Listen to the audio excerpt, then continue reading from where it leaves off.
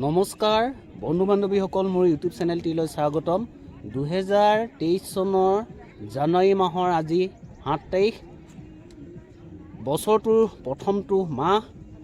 এইখিনিতে মই আপোনালোকৰ আগত এটা বিশেষ ভিডিঅ' দেখুৱাব বিচাৰিছোঁ।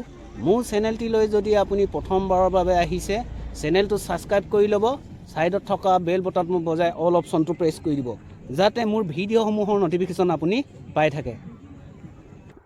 খুব ধুনীয়াকৈ আমাৰ তিনিচুকীয়া জিলা শদিয়া মহকুমাত অনুষ্ঠিত হৈছে এই অধিৱেশনখন।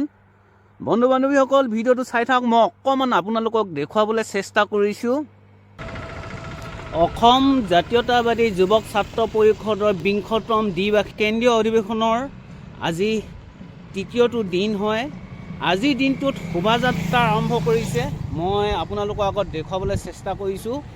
সকলোতকৈ আকৰ্ষণীয় আমাৰ গাঁওখনৰে যুৱ সংঘই, কুন্দিল নগৰ নগাঁও আৰু পাটিদৈ নগাঁৱৰ যুৱ সংঘই মিলিজুলি আপোনালোকৰ আগত এখন সুন্দৰ প্ৰদৰ্শনমূলক আমাৰ অসমীয়া জাতি সংস্কৃতিৰ পৰম্পৰা ৰক্ষা কৰি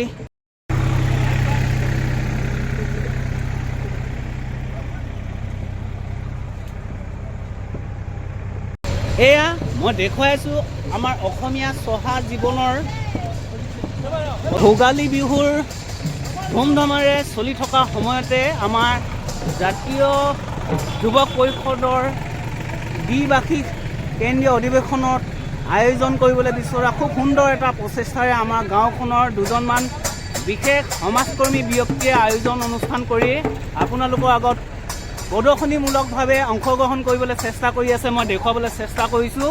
চাই থাকক বন্ধু বান্ধৱীসকল। পৰম্পৰাগতভাৱে ৰক্ষা কৰি কেনেধৰণেনো আপোনালোকক প্ৰদৰ্শন কৰিব, মই তাকো আপোনালোকৰ আগত খুব সুন্দৰকৈ দেখুৱাই থাকক বন্ধু বান্ধৱীসকল। খুব সুন্দৰ পদক্ষেপ আচলতে এই গাঁওখনৰ 3জনমান বিশেষ সমাজকৰ্মী যুৱকৰ প্ৰচেষ্টাৰ জোৰত এইখিনি সম্ভৱ হৈ উঠিছে। মই দেখুৱাবলৈ চেষ্টা কৰি আছোঁ। খুব সুন্দৰকৈ ভেলাঘৰ সজাইছে আৰু এয়া বিহু দল হয়।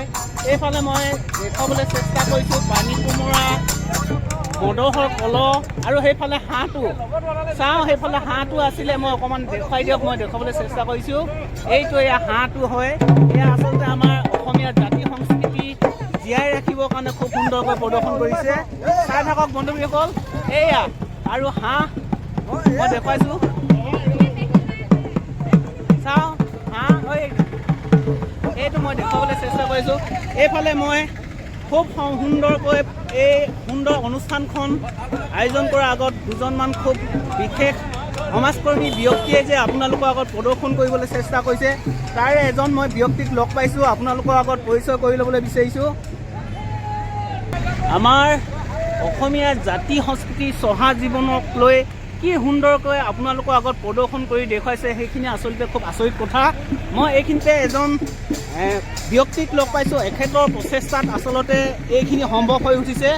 এইফালে মই আপোনালোকৰ আগত অকণমান দেখুৱাবলৈ চেষ্টা কৰিছোঁ। বন্ধু বান্ধৱীসকল, মই বিশেষকৈ যিজন কৰ্মীয়ে এইখিনি অনুষ্ঠান পৰিচালনা কৰিছিলে বা যিখন অনুষ্ঠান আয়োজন কৰি আপোনালোকক প্ৰদৰ্শনী এইজন। নমস্কাৰ, আপোনাৰ নামটো কওক। মোৰ নাম বিনোদ বুঢ়াগোহাঁই। বিনোদ বুঢ়াগোহাঁই। আচ্ছা, আপুনি যে এইখিনি অনুষ্ঠান কৰাৰ সময়ত আপোনাৰ লগত দুজনমান সহকৰ্মী আছেনে আপুনি অকলে আছে? অকলে আছোঁ বুলি ক'লে ভুল হ'ব। হয়, যিদিনাখন আমাক এই অসম জাতীয়তাবাদী যুৱ ছাত্ৰ পৰিষদৰ এই 20তম যি অধিৱেশন হ'ব বুলি আমাক ক'লে আৰু তাৰ এই শোভাযাত্ৰাত তাৰমানে এনেকৈ গাড়ী দুখন ডেক'ৰেশ্যন কৰি দিব লাগে বুলি ক'লে। হয়, সেইদিনাখনে মোৰ সহযোগী আমাৰ গাঁৱৰে কল্যাণ গগৈ, কাননজ্যোতি গগৈ আৰু উষ বুঢ়াগোহাঁইৰ লগত মই আলোচনাত বহিলোঁ তাৰমানে যে আমি এনেকৈ দায়িত্ব এটা দিছে, গতিকে এনেকুৱা এটা প্ৰচেষ্টা কৰোঁ, কেনেকুৱা হ'ব? সিহঁতি লগে লগে তাৰমানে দুই এটা পৰামৰ্শৰ লগতে সিহঁতে একে আশাৰে তাৰমানে কামটো কৰোঁ বুলি তাৰমানে আমি হাতত ল'লোঁ আৰু তিনিজনে তাৰ সহযোগতে আজি গোটেই গাঁৱৰ ৰাইজো যিমান পাৰে তাৰমানে সহায় সহযোগ কৰিলে আৰু আমাৰ যুৱচামে এটা প্ৰচেষ্টাতে তাৰমানে বনাই সম্ভৱ হৈ উঠিছে তাৰমানে বনাই। খুব সুন্দৰ পদক্ষেপ আচলতে।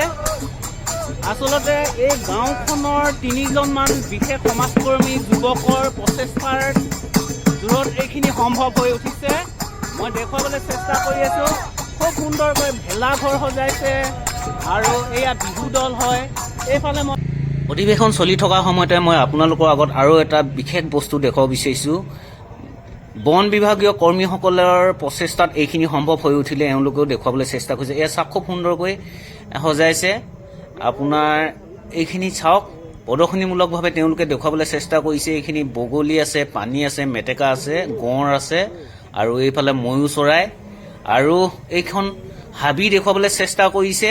আৰু এইফালে আপোনাৰ সেইজন বন্ধুক লৈ থকা এজন চিকাৰী হয় আৰু লাহেকৈ আপোনাৰ এইফালে চৰাই বাঁহ আৰু এইফালে পহু, ঠিক তেনেধৰণে গোটেইখিনি খুব সুন্দৰভাৱে সজাইছে। আচলতে বন কৰ্মীসকলকো খুব চেলুট দিবলগীয়া হৈ পৰিছে। আচলতে খুব সুন্দৰকৈ সজাইছে। মই দেখুৱাবলৈ আপোনালোকক চেষ্টা কৰি আছোঁ। এনেকুৱা ধৰণৰ পদক্ষেপ লোৱাটো খুব ভাল। আচলতে এইটো এটা মেছেজ দিব বিচাৰিছে আমি, যে বন কৰ্মীসকলৰ ফালৰ পৰা আমি জানিব পৰা হৈছোঁ গছ গছনি, চৰাই চিৰিকটি, জীৱ জন্তু সকলোৱে আচলতে জীয়াই থকাৰ অধিকাৰ আছে। নিজৰ প্ৰাণৰ প্ৰতি যেনেকৈ সকলো সমানে মৰম আছে, আমি নিজেই জীয়াই থাকি আনকো জীয়াই থাকিবলৈ দিবলগীয়াটো ভাল। এয়াই আচলতে প্ৰকৃততে মানৱ ধৰ্ম হয়। নিজেই জীয়াই থাকি আনকো জীয়াই থাকিবলৈ দিব লাগে, এয়াই আপোনাৰ মানৱ ধৰ্ম। গতিকে বন্ধু বান্ধৱীসকল, মোৰ ভিডিঅ'টো খুব সুন্দৰকৈ চাওক। আৰু কথাটো হ'ল কি, এই বনকৰ্মী বিষয়াসকলৰ পৰাও আমি জানিবলৈ পৰা হৈছোঁ, তেওঁলোকে আচলতে মেছেজ দিছে যে আমি যে সকলোৱে একেলগত থকাটো ভাল। প্ৰকৃতি সৌন্দৰ্য হ'বলৈ আমি সকলোৱে জীয়াই থাকিব লাগিব। গছ গছনি, চৰাই চিৰিকটি, জীৱ জন্তু ইত্যাদি সকলোৱে আমি একেলগে জীয়াই থাকিব দিব লাগিব। ইটো আৰু সিটোৰ লগত সম্পূৰ্ণ সম্বন্ধ থাকে। আচলতে সকলোৱে থকাৰ পাছতহে সকলোৱে জীয়াই থাকিব পাৰিব। এইটোকে আচলতে মেছেজ দিবলৈ চেষ্টা কৰিছে তেওঁলোকে। বন্ধু বান্ধৱীসকল, মোৰ এই সৰু ভিডিঅ'টো চাই যদি ভাল লাগে লাইক কৰিব, কমেণ্ট কৰিব, শ্বেয়াৰ কৰিব, লগতে মোৰ এই চেনেলটো ছাবস্ক্ৰাইব কৰি দিবলৈ নাপাহৰিব। ধন্যবাদ।